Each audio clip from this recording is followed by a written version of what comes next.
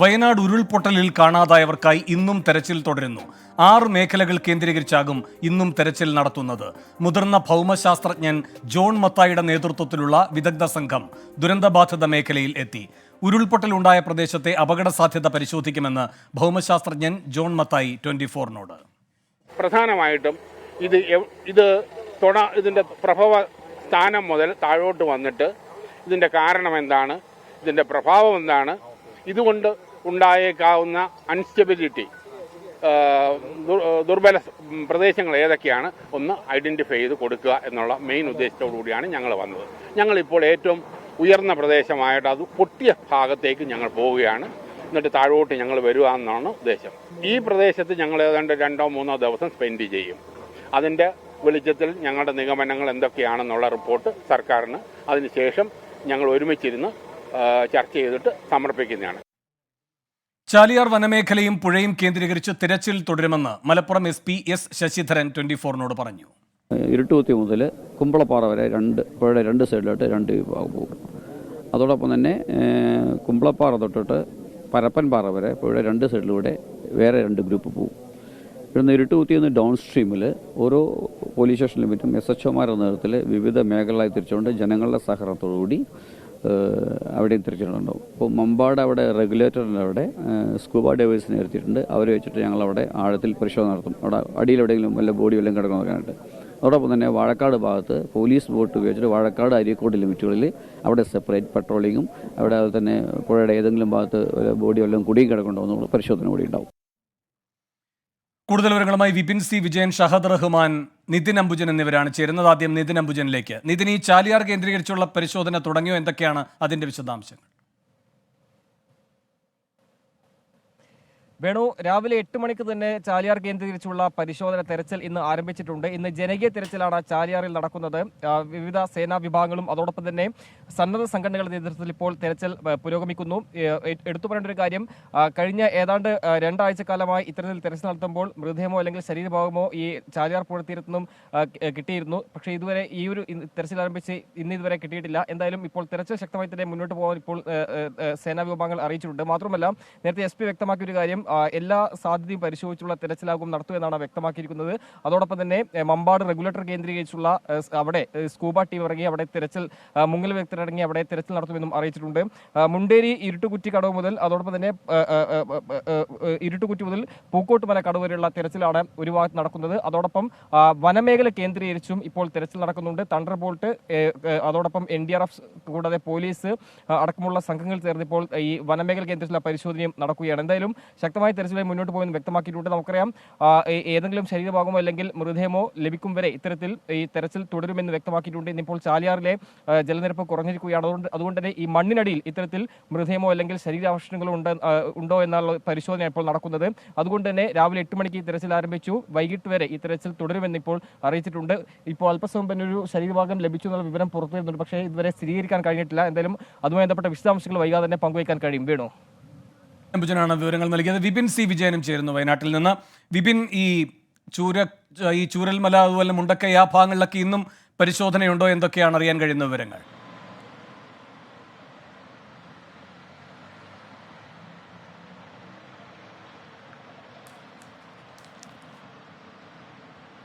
വേണു, ഇന്നും ചൂരൽമലയിലും മുണ്ടക്കൈ ആ പ്രദേശങ്ങളിലെല്ലാം തന്നെ തിരച്ചിലുണ്ട്. രാവിലെ 8 മണിക്ക് തന്നെ ആരംഭിച്ചിട്ടുണ്ട്. പക്ഷേ ഇപ്പോൾ തിരയുന്നത് കുറച്ചുകൂടി ദുർഘടം പിടിച്ചിട്ടുള്ള ആ ഒരു താഴ്വാരം പ്രദേശങ്ങളിലാണ്. അതുകൊണ്ട് തന്നെ അവിടേക്ക് കൂടുതൽ ക്യാമ്പിലുള്ളവരെയൊക്കെ എത്തിക്കുന്നതിനുള്ള ഒരു ബുദ്ധിമുട്ട് കൂടിയുണ്ട്. എങ്കിലും അതൊരു ജനകീയ തിരച്ചിലാക്കുന്നതിന് വേണ്ടി ക്യാമ്പിലുള്ള പരമാവധി ആളുകളെ, വരാൻ സന്നദ്ധത ഉള്ള ആളുകളെ അവിടേക്ക് എത്തിക്കുക എന്നുള്ളത് തന്നെയാണ് നിലവിൽ ലക്ഷ്യമിട്ടിട്ടുള്ളതും അങ്ങോട്ടേക്ക് എത്തിച്ചിട്ടുള്ളതും.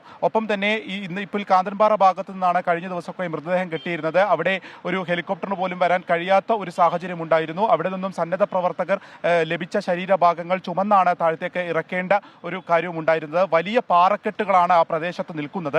അതുകൊണ്ട് തന്നെ അവിടെ നിന്നുള്ള ഒരു രക്ഷാപ്രവർത്തനം കുറച്ചുകൂടി പ്രതിസന്ധിയാണ് എന്നുള്ളതാണ്. അതിൻ്റെ ഒരു അവസാന ഘട്ടത്തിലേക്ക് നമ്മൾ കടക്കുന്നു എന്നുള്ളത് കൂടി പറയേണ്ടി വരും. ഒപ്പം തന്നെ കഴിഞ്ഞ 2 ദിവസങ്ങളിലായി വലിയ രീതിയിലുള്ള മഴ പെയ്യുന്നുണ്ട്. ഉച്ചയ്ക്ക് ശേഷമാണ് ഇങ്ങനെ മഴ പെയ്യുന്നത്. അതുകൊണ്ട് തന്നെ ആ ഉണ്ടായിരുന്ന മണ്ണ് ഉറപ്പ് വീണ്ടും അത് ചളിയിലേക്കായിട്ടുണ്ട്. അത് കൂടുതലായിട്ട് പല ഭാഗങ്ങളിലേക്കും ഇറങ്ങി തിരയുന്നത് ബുദ്ധിമുട്ട് സൃഷ്ടിക്കുന്നു എന്നുള്ളത് തന്നെയാണ്. ഒപ്പം ഇപ്പോൾ ഞാൻ നിൽക്കുന്നത് കൽപ്പറ്റ കലക്ട്രേറ്റിന്റെ മുൻപിലാണ്. ഇവിടെ ഈ ഒരു ഉപവാസം നടക്കുന്നുണ്ട്. വയനാട് പ്രകൃതി സംരക്ഷണ സമിതിയുടെ ഭാഗത്തു നിന്നാണ് അവരുടെ നേതൃത്വത്തിൽ മുണ്ടക്കൈ ദുരന്തം ജീവൻ പൊലിഞ്ഞവർക്ക് ആദരാഞ്ജലികളും അതിജീവിതർക്ക് ഐക്യദാർഢ്യവും പ്രഖ്യാപിച്ചുകൊണ്ടുള്ള ഒരു ഉപവാസമാണ്. ഇവർ പല തരത്തിലുള്ള കാര്യങ്ങൾ പറയുന്നുണ്ട്. അനിയന്ത്രിത ടൂറിസം നിയന്ത്രിക്കുക എന്നടക്കമുള്ളത്. എന്തൊക്കെ പറഞ്ഞുകൊണ്ടാണ് ഇന്നത്തെ ഈ ഉപവാസം? ഞങ്ങളുടെ ആദ്യത്തെ മുദ്രാവാക്യം ആവശ്യം ഇപ്പോൾ ഇതിൽ വീടും എല്ലാം നഷ്ടപ്പെട്ടുള്ളതായ ഈ ഇരകൾക്ക് മാന്യവും ന്യായവുമായിട്ടുള്ളതായ കോമ്പൻസേഷൻ കൊടുക്കണം വളരെ പെട്ടെന്ന്. അതിന് വേണ്ടിയിട്ടുള്ള നിയമപരമായ ഒരു അതോറിറ്റി ഉണ്ടാവണം. ഈ അവരുടെ ഈ ഇരകളുടെ കോമ്പൻസേഷൻ എന്ന് പറഞ്ഞിട്ടുണ്ടെങ്കിൽ അത് വെറും ഔദാര്യമല്ല, അവരുടെ അവകാശമാണ് എന്ന് അംഗീകരിക്കണം. രണ്ടാമത് തുരങ്കപാത ഈ നമ്മുടെ ഈ ഉരുൾപൊട്ടൽ നടന്നിട്ടുള്ള മുണ്ടക്കൈക്ക് സമീപത്തു കൂടി കടന്നു പോകുന്ന തുരങ്കപാത വയനാടിൻ്റെ ശവപ്പെട്ടിയിലുള്ളതായ അവസാനത്തെ ആണിയായിരിക്കും. അത് അവസാനിപ്പിക്കണം. അതേപോലെ തന്നെ നമ്മുടെ മലമുകളിലുള്ള അനധികൃതവും അധികൃതവുമായി നിർമ്മിച്ചിട്ടുള്ളതായ ടൂറിസം റിസോർട്ടുകൾ പൊളിച്ചു നീക്കുകയും അവിടെ അവർക്ക് അത് ബാക്കിയുള്ള സ്ഥലത്ത് നിയന്ത്രിക്കുകയും ചെയ്യണം. അതിന് പുറമെ വളരെ പ്രധാനപ്പെട്ട ഒരു ആവശ്യം, അൺസേഫായ പ്രദേശങ്ങളിൽ താമസിക്കുന്ന 4000 ആൾക്കാരെ ഗവൺമെൻറ് തന്നെ കണ്ടെത്തിയവരെ അടിയന്തരമായി പുനരധിവസിക്കണം. ഈ ആവശ്യങ്ങൾ ഉന്നയിച്ചുകൊണ്ടാണ് ഞങ്ങൾ ഇന്നിവിടെ ബോച്ചയുടെ കൈവശത്തിലുള്ള ഈ ഒരു ഇത്തരം ആവശ്യങ്ങളാണ് ഇവർ പ്രധാനമായിട്ടും ഉന്നയിക്കുന്നത്. അതിൽ ഏറ്റവും പ്രധാനപ്പെട്ടത് ഇപ്പോൾ ഈ ഒരു അപകടം നടന്നതല്ലാത്ത സ്ഥലങ്ങളിൽ അവരെ വളരെ അൺസേഫായിട്ടുള്ള ആളുകൾ താമസിക്കുന്നുണ്ട്. അവരെ കൂടി പുനരധിവസിപ്പിക്കുന്നതിനുള്ള നടപടികളിലേക്ക് കടക്കണം എന്നുള്ളതാണ്.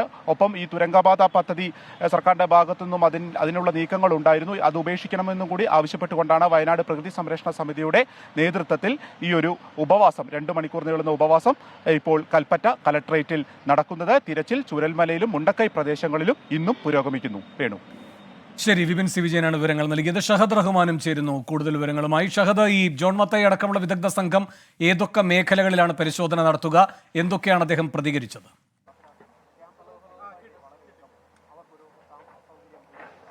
വേണു, പ്രധാനമായിട്ടും ഈ സംഘം 6 മേഖലകൾ കേന്ദ്രീകരിച്ചാണ് ഈ പരിശോധന നടത്തുക എന്നുള്ളതാണ് നമുക്ക് മനസ്സിലാക്കാൻ സാധിക്കുന്നത്. അല്പസമയം മുമ്പ് ജോൺ മത്തായി മാധ്യമങ്ങളെ കണ്ടിട്ടുണ്ടായിരുന്നു. ആ ഘട്ടത്തിൽ അദ്ദേഹം പറഞ്ഞിട്ടുള്ളത്, അതായത് ഈ ഉരുൾപൊട്ടലിന്റെ പ്രഭവ കേന്ദ്രം, ആ പ്രഭവ കേന്ദ്രം മുതൽ താഴെ തട്ടിൽ വരെ ഇതിന്റെ പരിശോധന നടത്തും എന്നുള്ളതാണ്. അല്പസമയം മുൻപ് അവർ വാഹനത്തിൽ ഇവിടെ നിന്ന് കയറിപ്പോയി. അദ്ദേഹം ഉൾപ്പെടെ 6 അംഗ സംഘമാണ് ഇവിടെ ഈ പരിശോധന നടത്തുക.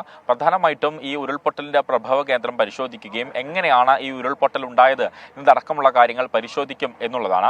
അതോടൊപ്പം തന്നെ ഒരു 10 ദിവസത്തെ ടൈം ലിമിറ്റാണ് ഇവർക്ക് മുന്നിലുള്ളത്. അപ്പോൾ അതിനു മുൻപ് തന്നെ ഈ പരിശോധന പൂർത്തിയാക്കിയ റിപ്പോർട്ട് സർക്കാരിൽ സമർപ്പിക്കാനാകുമോ എന്നുള്ളൊരു കാര്യമാണ് നോക്കുന്നത്. കൂടാതെ സേഫ് ആയിട്ടുള്ളതും അൺസേഫ് ആയിട്ടുള്ള സ്ഥലങ്ങൾ, അതായത് ഇനി വാസയോഗ്യമായിട്ടുള്ള ഇടവും വാസയോഗ്യമല്ലാത്ത ഇടവും അത് ഏതാണെന്ന് കണ്ടെത്തുക. എന്നിട്ട് അത് വേർതിരിച്ച് സർക്കാർ റിപ്പോർട്ട് സമർപ്പിക്കുക എന്നുള്ളതാണ്. അതോടൊപ്പം തന്നെ ഇവിടുന്ന് മണ്ണുൾപ്പെടെയുള്ള സാധനങ്ങൾ ശേഖരിക്കുകയും അത് പരിശോധനയ്ക്ക് വിധേയമാക്കുകയും ചെയ്യും എന്നുള്ളതാണ് പറഞ്ഞിട്ടുള്ളത്. ഇന്നത്തെ പ്രധാനപ്പെട്ട ഒരു അജണ്ട, അല്ലെങ്കിൽ ഇനിയുള്ള 3 ദിവസങ്ങളിലാണ് അവർ പ്രധാനമായിട്ടും ഇവിടെ ഉണ്ടാവുക എന്നുള്ള കാര്യമാണ് പറഞ്ഞിട്ടുള്ളത്. ഈ 3 ദിവസങ്ങളിൽ വിശദമായിട്ട് ഈ മേഖലകളൊക്കെ തന്നെ നടന്ന് പരിശോധനകൾ നടത്തും. ഒപ്പം തന്നെ സാധ്യതകളും അല്ലാത്തതുമായിട്ടുള്ള കാര്യങ്ങളൊക്കെ തന്നെ ചർച്ച ചെയ്യുകയും ചെയ്യും. അതോടൊപ്പം തന്നെ ഇനി ഈ പുനരധിവാസം ഉൾപ്പെടെയുള്ള കാര്യങ്ങൾ മുന്നിൽ നിൽക്കുകയാണ്. പ്രത്യേകിച്ച് ഈ ടൗൺഷിപ്പ് ഉൾപ്പെടെയുള്ള നിർമ്മാണം തുടങ്ങാൻ വേണ്ടിയിട്ട് സർക്കാർ അതിനുള്ള പ്രാരംഭ നടപടികളൊക്കെ ആരംഭിച്ചിട്ടുണ്ട്. അപ്പോൾ ഈ ടൗൺഷിപ്പ് തുടങ്ങാൻ പോകുന്ന മേഖല അത് ഇത്തരത്തിൽ വാസയോഗ്യമായിട്ടുള്ള മേഖലയാണോ, അത് സേഫ് ആയിട്ടുള്ള ഇടമാണോ എന്നതടക്കമുള്ള കാര്യങ്ങളും പരിശോധിക്കും. അത് ഇന്നായിരിക്കില്ല, അടുത്ത ദിവസങ്ങളിലായിരിക്കും. ഇന്ന് പ്രധാനമായിട്ടും ഊന്നൽ നൽകുന്നത് ഈ ഉരുൾപൊട്ടിയ പ്രഭവ കേന്ദ്രം മുതൽ ഇങ്ങ് താഴെ തട്ടിൽ വരെയുള്ള മേഖലകൾ പ്രധാനമായിട്ടും പരിശോധിക്കുകയും ഇതിന്റെ കാരണം എന്താണെന്നും ഈ മേഖല, അതായത് ഇപ്പോൾ നമ്മൾ നിൽക്കുന്ന ഈ ചൂരൽമല, അട്ടമല തുടങ്ങിയ സ്ഥലങ്ങളിലൊക്കെ തന്നെ ഈ മേഖലകളിൽ ഇനി വാസയോഗ്യമാണോ അല്ലെങ്കിൽ ഇവിടെ സേഫ് ആണോ എന്നതടക്കമുള്ള കാര്യങ്ങളാണ് പ്രധാനമായിട്ടും ഇന്നത്തെ പരിശോധനയിൽ അവർ കണ്ടെത്താൻ ശ്രമിക്കുക. ശരി, ജോൺ മത്തായുടെ നേതൃത്വത്തിലുള്ള 6 അംഗ വിദഗ്ധ സംഘമാണ് വയനാട്ടിലെത്തിയപ്പോൾ ഉരുൾപൊട്ടൽ നടന്ന പ്രഭവ കേന്ദ്രം മുതലുള്ള മേഖലയിൽ ശാസ്ത്രീയമായ പരിശോധന നടത്തുന്നത്. ഷഹദ് റഹ്മാനാണ് വിവരങ്ങൾ നൽകിയത്.